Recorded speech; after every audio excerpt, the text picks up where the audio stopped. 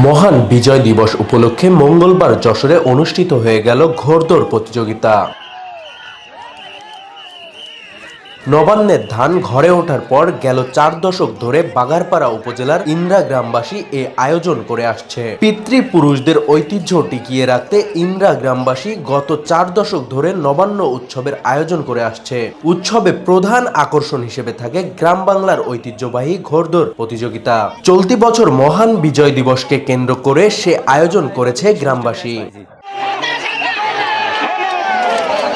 এদিকে ঘোড়দৌড় দেখতে বিভিন্ন এলাকা থেকে আসা দর্শকরা ভিড় জমান সকাল থেকেই। উৎসবে মুখরিত হয়ে ওঠে পুরো ইন্দ্রা গ্রাম।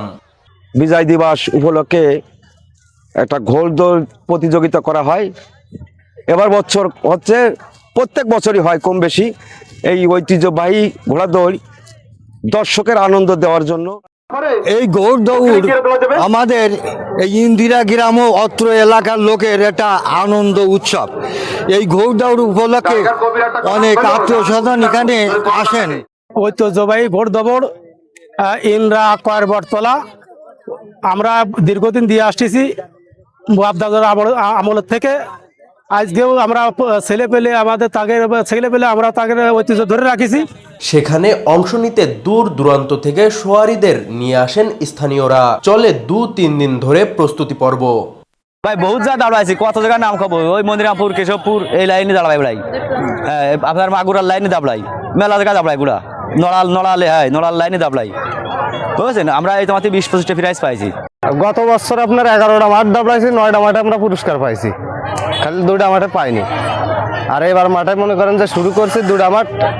গত মাঠে হয়েছিলাম হচ্ছে আপনার নাম্বার 4, মানে আর একটা আড়ঙে। আর আজকের আড়ঙে পরপর 2 মুঠি আমরা নাম্বার 1 গেছি। ইনশাল্লাহ আমরা জিতবো এই আশায় আছি। উৎসবে পিঠা পুলি সহ থাকে গ্রামীণ নানা খাবারের সমারোহ। দাওয়াত দেওয়া হয় স্বজনদেরও। এই খেলায় ধরেন অনেক এলাকার থেকে আত্মীয় স্বজন এরা থাকে, এরা এসে ভালো উৎসব করে, আনন্দ করে। এই ঘোড়া প্রতি বছরে এরকম আমাদের আনন্দ প্রতি বছরই চলে। এই প্রত্যন্ত এলাকায় প্রতি বছর ঘোড়দৌড় প্রতিযোগিতায়, তা এই গ্রামের ঐতিহ্যবাহী ঘোড়দৌড় প্রতিযোগিতায় বিভিন্ন এলাকা থেকে বিভিন্ন জায়গা থেকে লোক আসে এবং খুব আনন্দিত উপভোগ করে এই এলাকার লোকজন। আমি এই খবরটা শুনে আমি সকালবেলায় রওনা দিচ্ছি যশোর থেকে।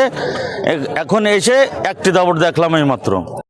এবছর খেলাকে কেন্দ্র করে আমাদের এখানে একটা উৎসবমুখর পরিবেশ হয়। প্রতি বছরে আমাদের বেশিরভাগ গরমের টাইমে দেওয়া হয়, কিন্তু এবার 16 ডিসেম্বর উপলক্ষে এখানে আমাদের এলাকার আছে কিছু ভাই বেকার আছে, সবাইকে নিয়ে এই অনুষ্ঠানটাই করা। বিভিন্ন দিবসকে কেন্দ্র করে পুরো গ্রামবাসীর উদ্যোগে এই ঘোড়দৌড় প্রতিযোগিতার আয়োজন করা হয়। এই ইন্দ্রায় দীর্ঘদিন যাবৎ ধরে প্রত্যেক বছরে একটি করে ঘোড়দৌড় আমরা অনুষ্ঠান করে থাকি।